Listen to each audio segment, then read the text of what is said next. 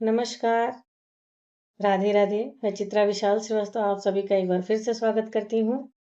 प्रीति प्रवाहिनी के 5वें अध्याय को लेकर मैं आप सभी के समक्ष प्रस्तुत हूँ। इसका शीर्षक है प्रेम की प्रवृत्ति। प्रेम में किसी का हो जाना सरल है, परंतु कोई तुम्हारा हो जाए यह परम सौभाग्य की बात है। प्रेम के पास न चतुराई है न ही तर्कपूर्ण बुद्धि, परंतु सबसे बड़ा साधक और ज्ञानी है। प्रेम तो ईश्वर को भी विवश कर देता है साधारण मनुष्य जैसा व्यवहार करने को।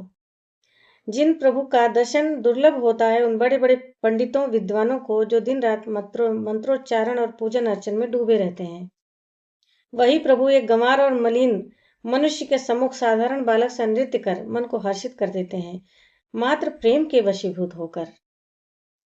प्रेम ऐसी अद्भुत शक्ति है जिसके जादू से बच पाना संभव नहीं।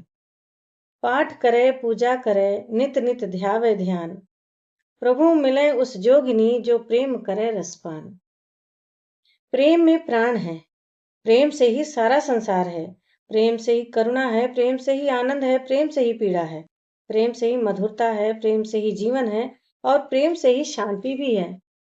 प्रेम में प्राण बसते हैं, अतः जो हृदय प्रेममय हो जाता है वह कभी मृत्यु नहीं चाहता, चाहे वह वियोग की अवस्था में ही क्यों न हो, क्योंकि जीकर ही प्रेम को जी सकते हैं। अपने प्रिय के प्रेम में ही डूबकर हंसना तड़पना ही आनंद प्रदान करता है तथा प्रेम को यश देता है। प्रेम की आस कभी टूटती नहीं, इसमें तृप्ति मिलती है परंतु संतृप्ति नहीं। जितना देखो कम ही लगे, जितना मिलो हृदय न भरे, प्रेम दे दे कर भी और देने की इच्छा जगे, तभी और जीने की आस जगाता है प्रेम। श्वास श्वास अब प्रेम जीऊं मैं, प्रेम ही खाऊं प्रेम पीऊं मैं, प्रेम ही गाऊं प्रेम हंसूं मैं, प्रेम ही प्रेम में प्रेम रचूं मैं। एक पल रोऊं दूजे पल बिहसूं, देख तो हे देखन को तरसूं। प्रेम मृत्यु के लिए कभी प्रेरित नहीं करता, अतः जो मृत्यु के लिए प्रेरित करे वह प्रेम नहीं अपितु प्रेम का भ्रम है। प्रेम अवचेतन मन की अवस्था में सदैव फलता फूलता रहता है, जो हमारे चेतन मन को भी शुद्ध करता जाता है और संसार को देखने समझने का नजरिया ही बदल देता है। जहाँ चेतना में सांसारिकता जागृत होकर रहती है वहां पूर्णता नहीं मिलती प्रेम को। चेतन मन यदि चतुराई सांसारिक प्रपंचों और समझबूझ के साथ चलता है तब प्रेम विशुद्ध नहीं हो पाता और अपूर्ण होकर रह जाता है। प्रेम में कोई तर्क नहीं होता, जहां तर्क आ जाए वहां संपूर्ण समर्पण नहीं हो पाता, फलस्वरूप अतृप्ति और अधूरापन प्राप्त होता है। प्रेम सही गलत अच्छा बुरा ऊंच नीच छोटा या बड़ा इन सब सांसारिक प्रपंचों से विलग है, बहुत ऊंचा है।